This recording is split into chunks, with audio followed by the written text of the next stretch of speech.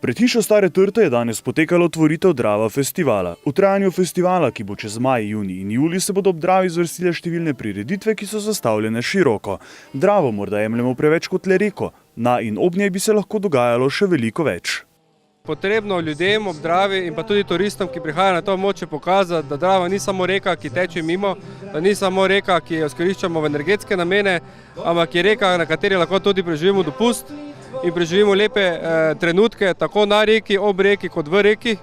In jaz mislim, da ta Drava festival je odlična priložnost, da vsi organizatorji, vsa društva, vsi tisti, ki delajo na Dravi, se predstavijo. Potenciala ob reki Dravi je še veliko, kar bodo organizatorji pokazali tekom samega festivala. Vendar festival kot tak niso le športno-rekreacijske prireditve. Tekanje ob reki Dravi, z čolni po reki Dravi, z supi po reki Dravi, z psi ob reki Dravi, tako da nekih športno-rekreativnih aktivnosti je ogromno.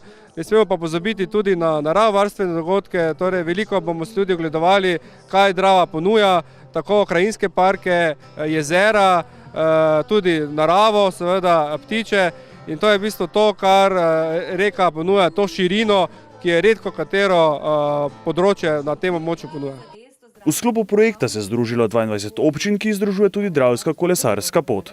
Z dogajanjem v mestu Varaždin na Hrvaškem pa festival prevzema tudi mednarodno noto.